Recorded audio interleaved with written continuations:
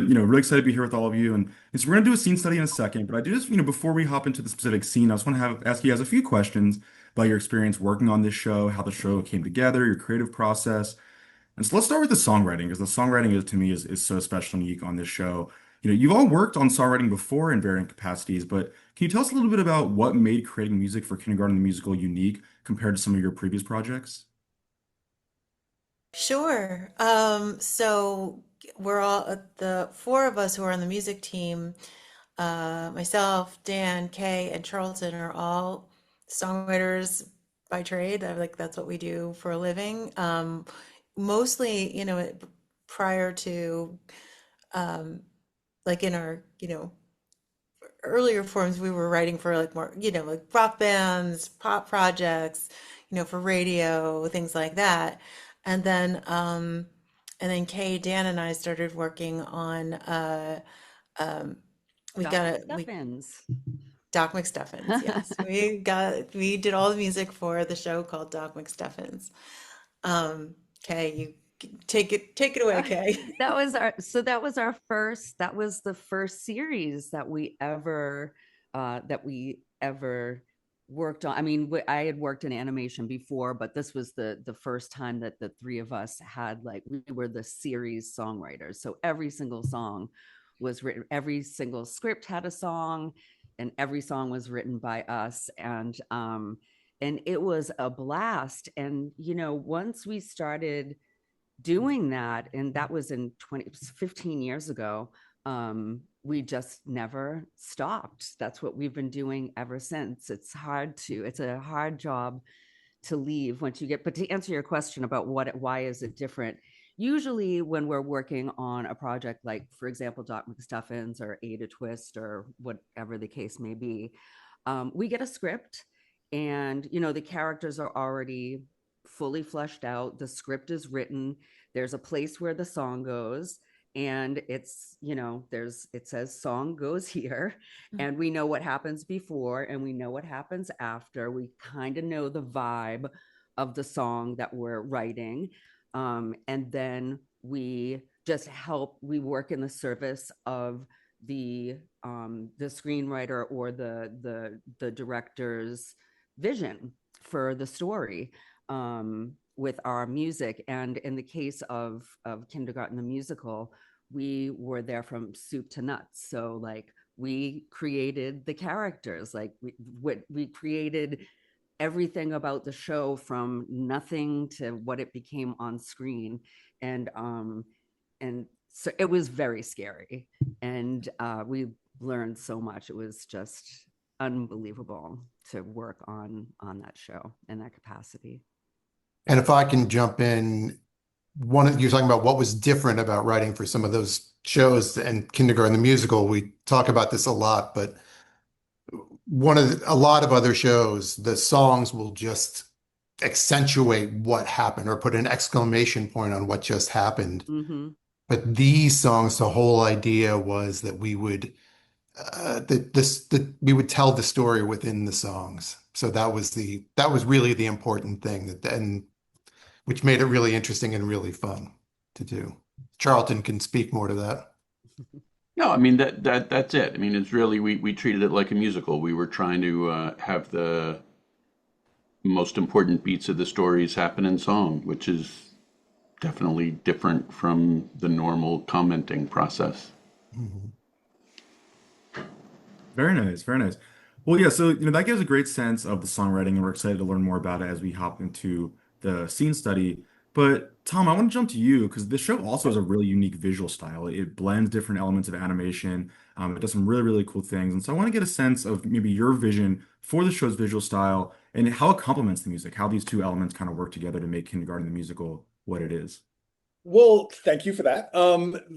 So Kindergarten the Musical really is the first show in the Disney Junior canon to do 3 songs per episode. And that in itself was, these guys wrote over 150 songs for the season, which is grueling. Like, and to set up a show where you have to have all the dialogue that works to set up stories and then have these songs fit in. What's too much song? What's too little? So that was really our goal, to see what we could fit into 11 minutes. And then how do we take, because it's Broadway, because it's imagination, these are kids with big ideas and big emotions, what could we do to transport them like you do in a real musical, with one of those songs? So we decided one of the songs would be, or the show in general is in 3D animation. We decided to do one of those songs in 2D animation, where we could do everything in completely different styles, put the characters into different costumes. If we want them to do this song underwater or in space, we could do that, which would have been a little trickier to do in 3D. And that gave the show, each episode, it gave that episode its own little flavor. And that was something really exciting to us. It was hard to have all those songs. We had to have multiple storyboard artists. We had 3 song specialists who their job was to pick one of the songs in each episode, and that was their song to really jump into, while the key storyboard artist concentrated on sort of the meat of the show. So it was a very ambitious season to do that, and these musicians really tackled it. They came in guns blazing. Every 2 weeks, another 3 songs, and how to not make those 3 songs sound like the ones they did before and previous to that and previous to that. And they did it just when you thought they couldn't top themselves. After what they did last time, they would do it again and again. It was exciting. I also felt terrible for them that they it was really hard, but they did it. And I won't say you never saw them sweat, but even when things got rough, they just dug their heels in and came back with great song after great song. Yeah, it was Absolutely. fun. Oh, go ahead. Yeah. I was just going to say it was fun doing it. We like to write like that and have something to write to. How often are you asked to write a polka? Not that often. And to their credit, also, when something would go, when we sometimes a song would come in, and I'd be like, yeah, this is good, but it's not really hitting the meat of what the emotion is. Like, we had talked about this song being more about the emotion of that. And if they felt strongly, they would of course argue, but most of the time they were like, great, notes taken. We'll go back to it. And then they'd come back with something even better, which was amazing to work with people. Getting notes is hard. And these, from the moment we started, I said, like, look, four showrunners is a lot. Are we going to be able to, are we going to be able to collaborate? And Michelle said, we're musicians, we're used to collaborating, and they stuck to that. They were great. And there were not 4 showrunners. There were 5 showrunners. Tom was the showrunner. Well, right. But I mean, but I just wanted to give you some props here, because like you say that we worked hard, but you were overseeing 2 animation teams, the 2D and the 3D animate, not just like story, not just 3 songs per episode, but 2 completely different styles of animation, 2 directors. Yeah. Like your job was like, I was exhausted sometimes thinking about what you had on your plate. So you were no whatever either. Thank you. But it was a great teamwork from everyone. It was, and it could, a show like this could have collapsed very easily with under the sheer pressure and amount of work. But everyone, we really got an international team of experts to make this show something special.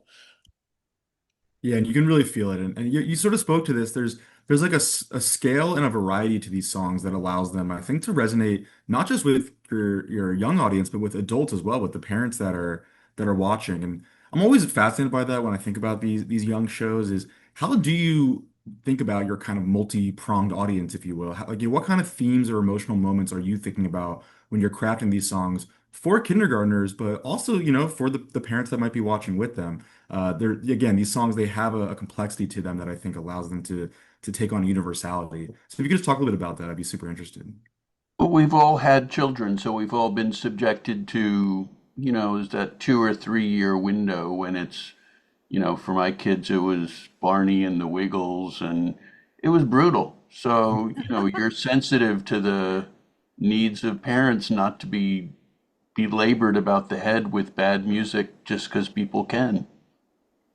And I think that we said about this because we came from, um, you know, pop music or commercial music, which is, the bar is really high. Like, it's really competitive to get on the radio. It's really hard to, do that, to write songs that become singles and things like that. So our bar was high for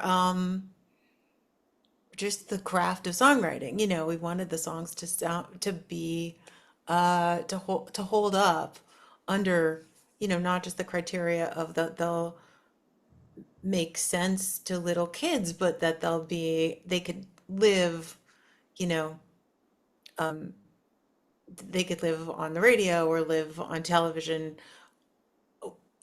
in, in tandem with things that are being, consumed by adults, that like enjoyed by adults. So we wanted to keep like the production values very high. And the only thing that we sort of, I think, changed for little kids is the context, right? It's just you adjust the language, you don't use as much, you have to be a little sparing in your sort of use of things that aren't literal, in your use of metaphor.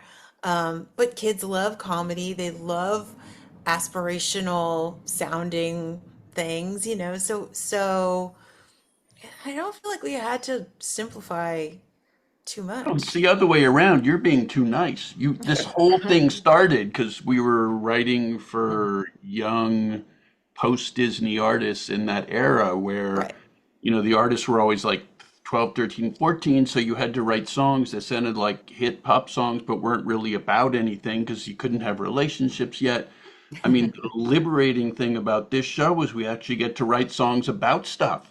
We hadn't been able to do that for 20 years. And the reason you write a song in the first place is because you have enough emotion about it to sing about it. So it just was such a, and kids are so emotional about the littlest Everything. things. So, or what seem little to us, but like little kids have big feelings. And so of course they're just like, instead, the way I envisioned it, like the way I think first when we first had the idea to do it was, instead of having a tantrum, you sing.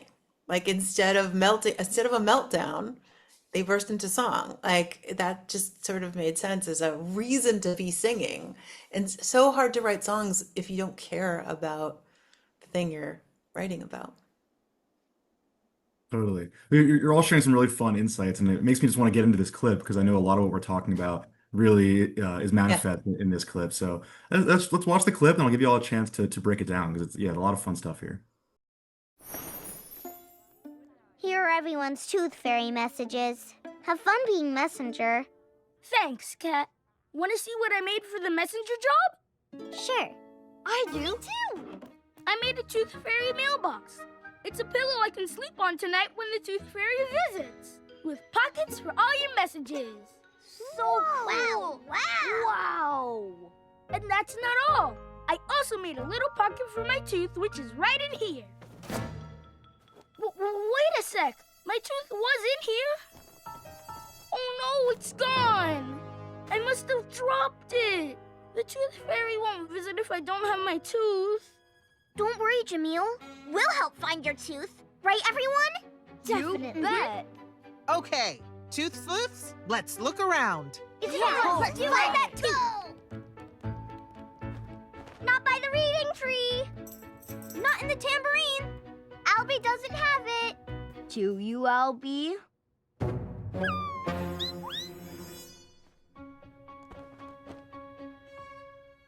The tooth. Gotta be careful so I don't knock it out the window. Wait a minute.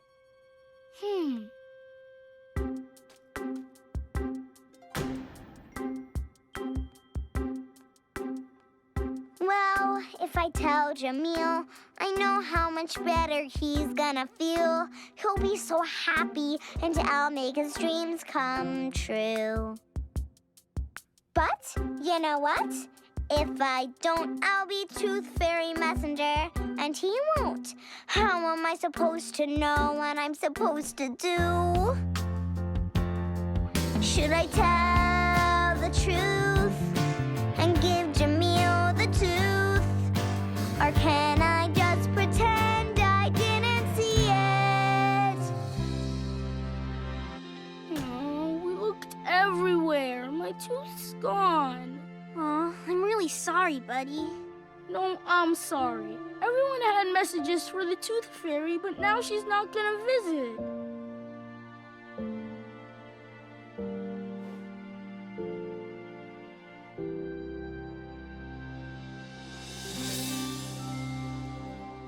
I know what to do. Gotta tell Jamil the truth. 'Cause that's just what friends do in kindergarten.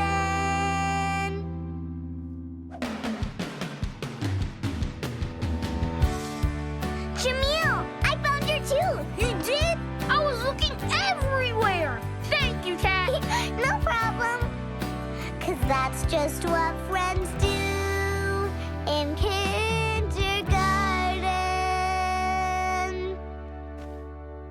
Yeah, I'll turn the floor over to all of you. I'm curious if you could just help us break down the creative process for that moment.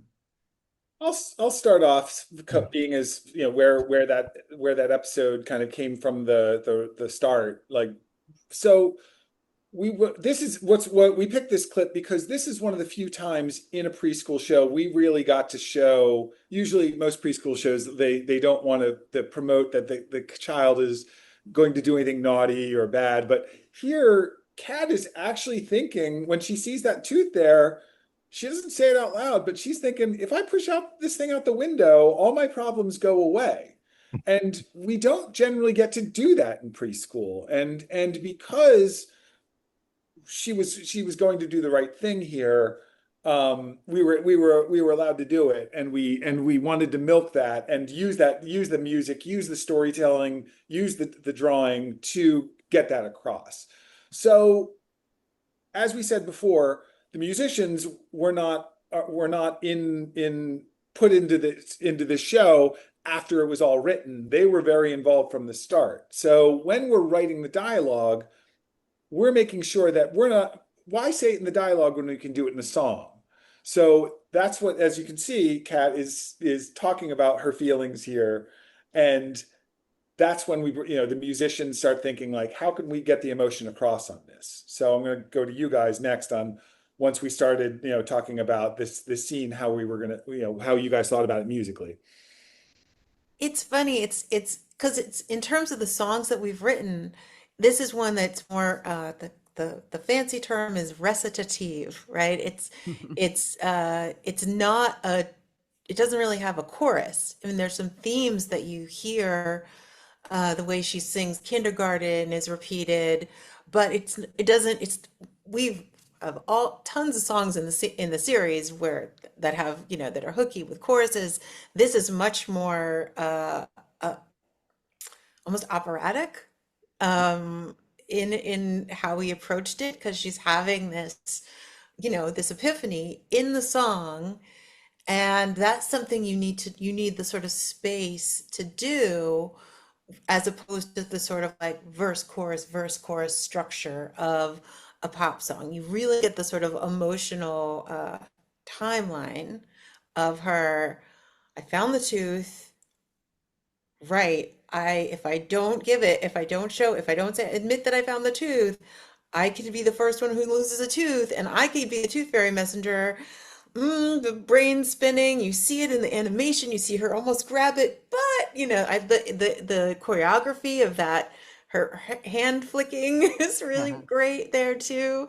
And very often when to get a lot of those emotions across, what I would do is they would write the song and say, I need a little more time. I want her reaching for that tooth a little longer, or I want her to think a little more. So they would have to, like, how long do you want? I'm like, a beat, 2 beats? I don't know. And Dan would add a little more music to it, and sometimes it'd be like perfect, sometimes a little more. And a lot of that was a back and forth into like how much time is thinking, which you might not do in a pop song, You're like No, there's a tempo, a set tempo. It sticks to, set number of measures. You have to go back to that structure. I mean, the formula of pop songs is very set in stone. So this So was, there was like an element of score to yeah, this, because like Tom was saying, like at the beginning, it's sort of that pizzicato strings bit at the top of the song that goes that sort of like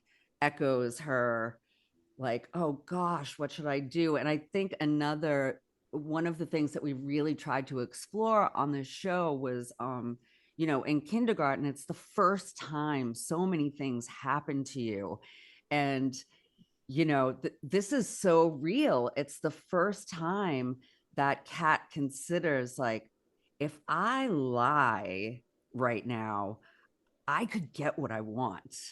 And and it's like the sort of but up until it's like you would never lie, you would never, and now the reality of like, if I do the wrong thing here, I could get the thing that I want. And I think that that's like a very human experience. I don't think that ever ends for any of us, but like that realization in kindergarten is like, it's such a delicious moment to explore for a character and for a songwriter.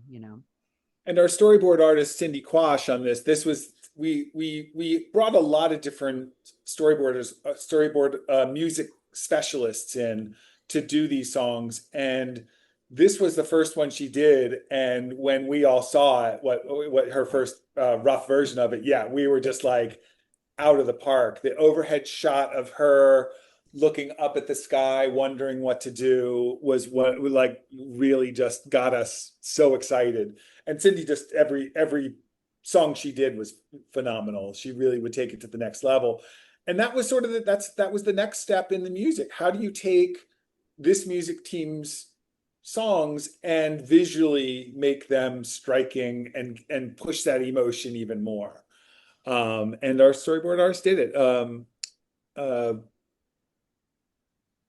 was the storyboard artist? Aurelie Canones. She did the meat of this episode, but Cindy did this one song. And just really great team up. Yeah, the another songs thing were I have to always call out. broken out. Oh, sorry. The songs were always broken out for someone else, because I think we broke our first 20 storyboard artists, right?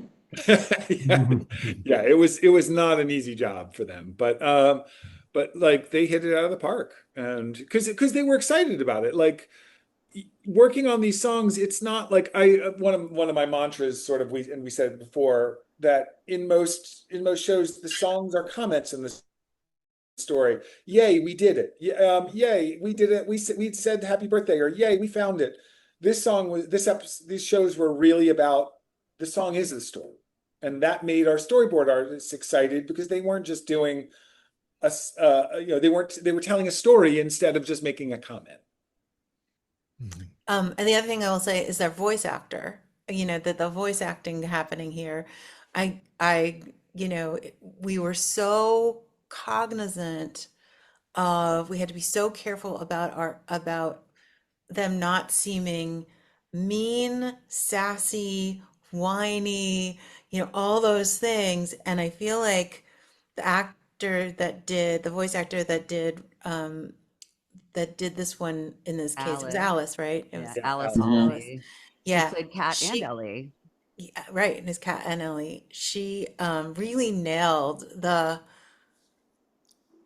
just that line of not being a mean girl. She it would have been really easy to get cartoonish with the I'm gonna lie, but she didn't. It just was much more innocent 5-year-olds thinking. And if you saw the live action show Lessons in Chemistry, Alice was the daughter in the show there. She's a phenomenal. Yeah, I was going to say, Alice she turns out to be a profound actress. Yes. Alice is playing Laura Ingalls Wilder on the Little House on the Prairie reboot. Yeah, thank you all for joining us and sharing your creative process. That is about all the time we have for today.